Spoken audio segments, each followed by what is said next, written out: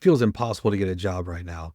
We hear these stories about the unemployment rate at 4%. So that doesn't sound like a lot. It sounds like most people have jobs. It's like 96% of people have jobs.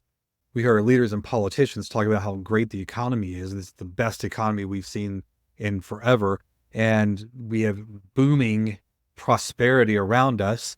Yet it feels like we're in the middle of a recession. It doesn't feel like it's easy to find a job. It feels like it's really hard to find a job. So why can't you find a job? There's two big reasons why. And one of the reasons is the market.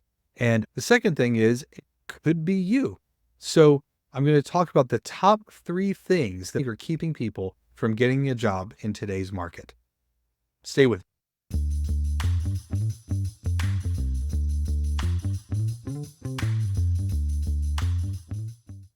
Before we get started, I want to offer you an invitation to join our community here. There's lots of people that are joining, interacting in comments. And so you can do that by subscribing. You can see these videos if you hit the bell icon after that. And if you can do me a favor, anytime you like or comment, that actually helps quite a bit. So do that for me. Also, I want to invite you to my live streams. I'm doing lives and they're live Q&As where you can ask any question that you've ever wanted to know of a recruiter. I'm doing those weekly. So take a look and find those live times. You can do that just on my main channel page. They'll be listed right at the very top. You are invited to join those. Let's dive in. Let's start with the job market.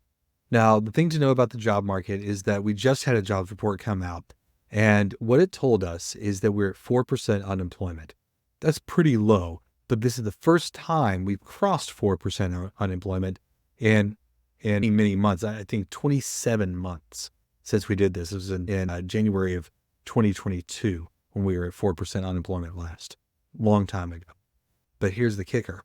When you look at the number of jobs that are posted, the number of jobs that are posted have been decreasing. Or the same number of people are competing for fewer jobs.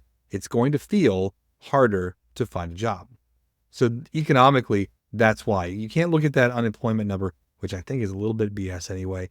You can't look at that in isolation. You have to look at the number of jobs posted that is on the decrease while we've been ticking up by 0.1% over the last couple of months in the unemployment rate. So that's why it feels hard economically. Now, you might be doing some things that are hindering your ability to find a job. And I'm going to start with the number one thing, which is how are you representing yourself to that employer? The company needs to hire someone to fulfill a very specific need. And when you're selling yourself, which is what you're doing as a part of the hiring process, you're pitching yourself to that company. When you're pitching yourself, you need to pitch to that company's needs. So if you're a salesperson and a person came in and said, I want a pencil, and you showed them lots and lots of different types of pens, then you're not likely to sell the person who's looking for a pencil a bunch of pens. Same story happens when hiring. If people are asking for a software engineer with 5 years of Java experience, and you don't have that experience, you're not going to get that job. But before you stop listening and say, oh, well, that's of course, I'm not going to do that. That doesn't make sense. It can be, say, very minute differences in this day and age. If, for example, if the job description says you have to have Java experience and experience working with SQL-based databases, so MySQL or SQL Server, something like that. If you're supposed to have something like that, and your primary thing is you're a software engineer, you have Java, that's your main thing, and you never mention that you have experience working with SQL-based databases, the machine, and oftentimes even the recruiter, who's not a very technical person, is not going to pick up on the fact that, of course, everybody that does Java also does SQL. This is a no-brainer to you. But remember, you have to get past people who don't have brains, who don't know the things that you know. The machines are doing a lot of the screening.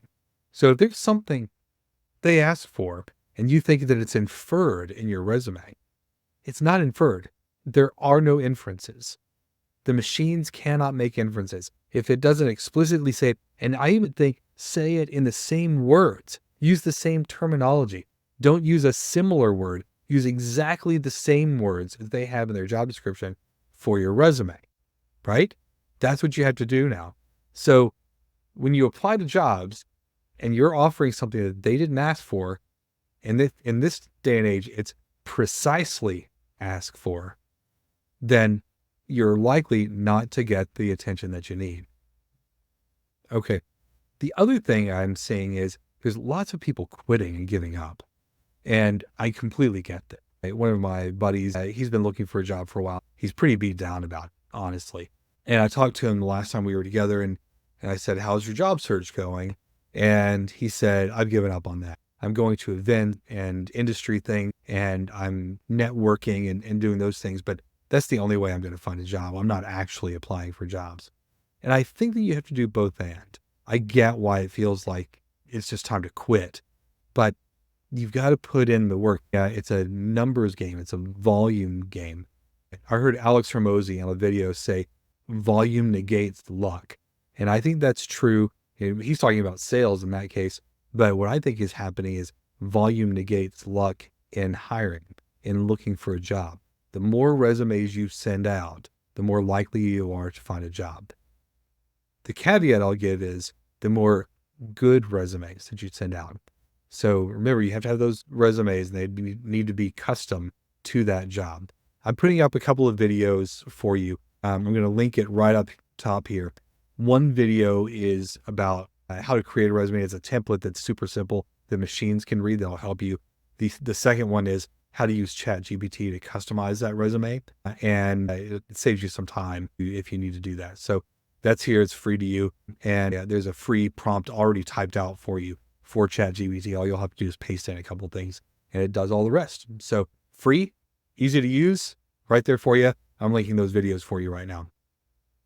The last thing that I'll say on this topic and why you in particular might not be finding a job is think about how you're representing yourself in the interviews. Now, this is going to catch a lot of heat. People are going to disagree with this. I'm going to get some boomer talk, but that's okay.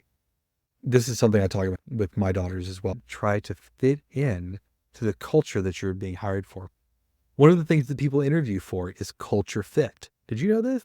Culture fit is something that people interview for. It's one of the main, it's like a checkbox that they've got. If you set yourself apart from that culture, you won't get the job.